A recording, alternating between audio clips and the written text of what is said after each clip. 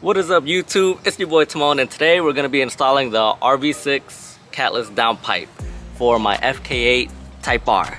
Before we start, we're basically going to unscrew my Group M intake.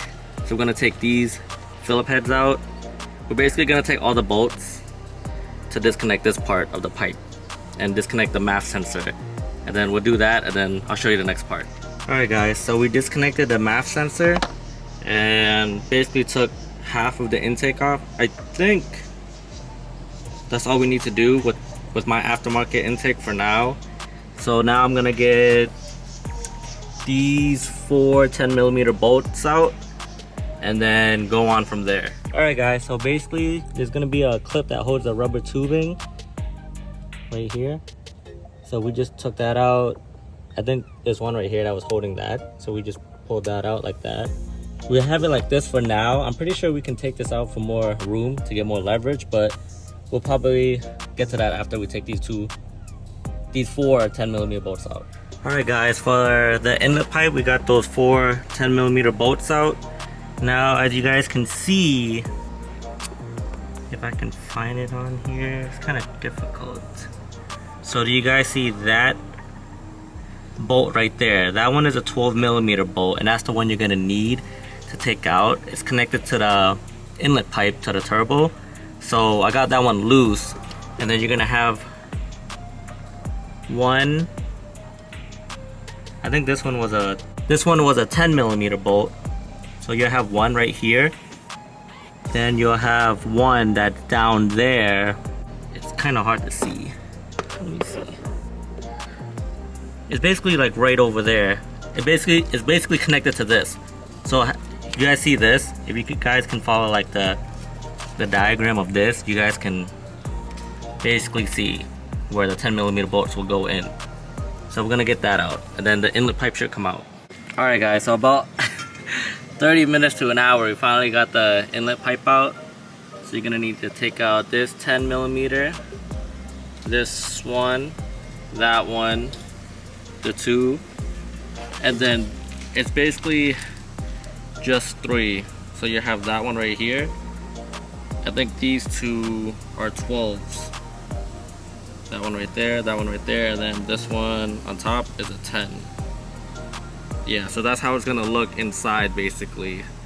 So that's all you need to basically take this out. You'll know once you got it out, or you got the correct bolts, when it'll like draw loose kinda. It'll be super loose, so you got the right bolts basically. So that's it for the inlet pipe. It also will come with a gasket right here, so be careful of that. Hopefully it doesn't fling out or bend on you, but we're gonna reuse it, so make sure to not lose that. Alright guys, so after you remove the inlet pipe, there's gonna be 3 10mm bolts on a heat shield you're gonna take out. So there's 2, but I'm pretty sure to access the 3rd one and see it, we have to remove the radiator cover. So I'm gonna remove all these tabs basically. Alright guys, so I counted the tabs and there are 11 tabs. 1, 2, 3, 4, 5, 6, 7, 8, 9, 10, and 11. So 11 tabs on the radiator cover, and it should just come right out like that. Alright guys, so the heat shield bolt 1, 2, right? And after you remove the radiator cover, right there, 3. So we're gonna have to reach in at an awkward angle to get that one right there out. Alright guys, so there's a tab that's connected to the downpipe sensor or whatever on the top, and behind it you have to basically pull out, and that's how you get that out of its like this one you push bracket down.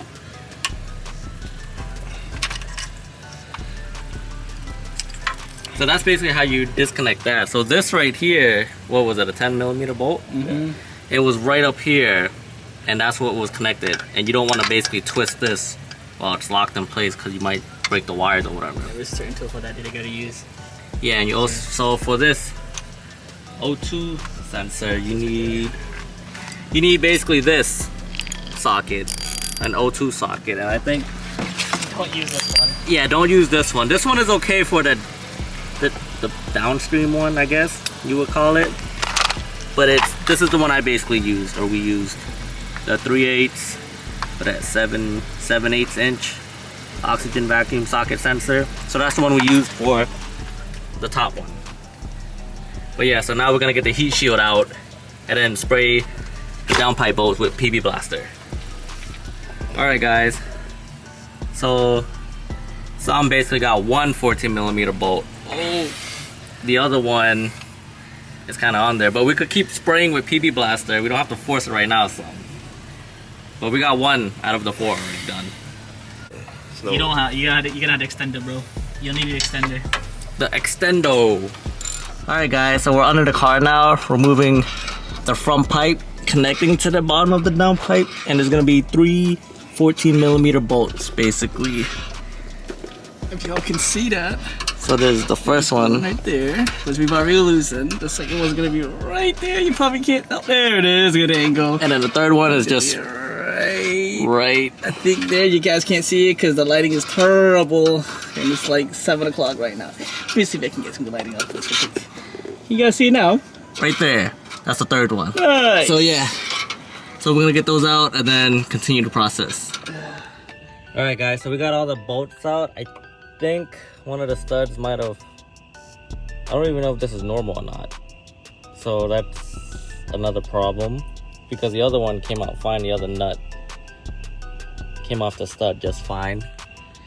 But we got the bottom brackets loose and everything, and all the bolts out on down there. So now we're gonna try to get this one out and then put in the new RV6 downpipe. All right guys, so it is currently, what time is it?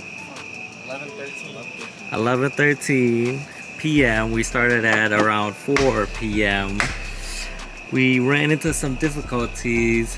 I don't think we fully finished, but we made it. We made it. So basically I'm gonna give you guys a first startup of the downpipe. All right guys, so here's the first cold start basically of the downpipe.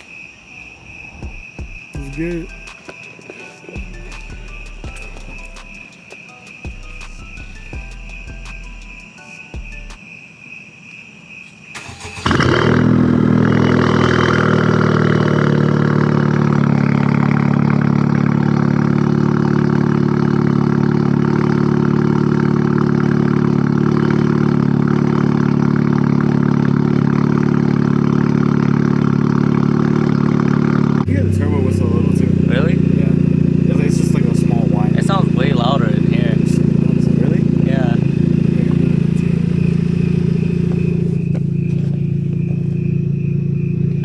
It's like, it's too late. Yeah, 11:29.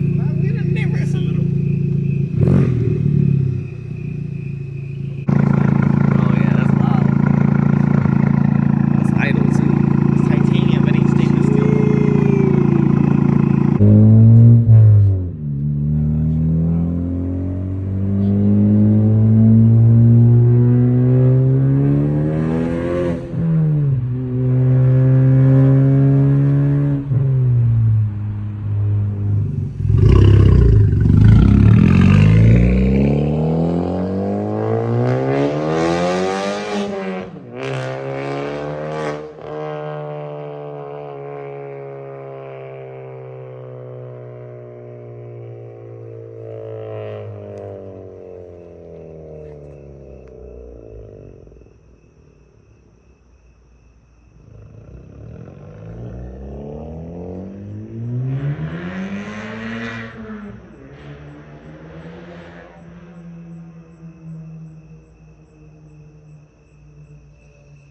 Fucking Timmy.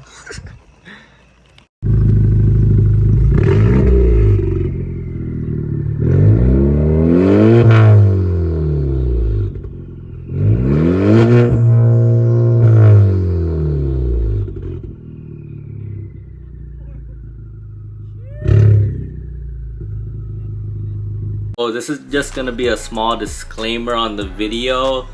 The downpipe install was kind of hard to do, and there was a lot of hiccups there actually. It took us like 8 hours to install, 7 to 8, and it was just, I just felt like that install wasn't going the way I wanted to make a good accurate video of it, but I'm hoping it's good enough for you guys to like follow through, and hopefully, I mean, it's kind of straightforward. It's only a couple of bolts and stuff, but just trying to get everything out the way. I don't know, it just took us so long, and I just hate trying to install car parts and then like nighttime reaches and then like I'm on like a time scrunch basically. So I'm just like, well, my viewers can't see what I'm trying to talk about. So this was a hard video for me to try to edit and push out for you guys, but I'm just hoping it's at least somewhat helpful and entertaining to you guys. So I just wanted to throw that out there, but I hope you guys enjoyed the rest of the video, and like, comment, and subscribe to your boy. Peace out. I'll see you guys next time.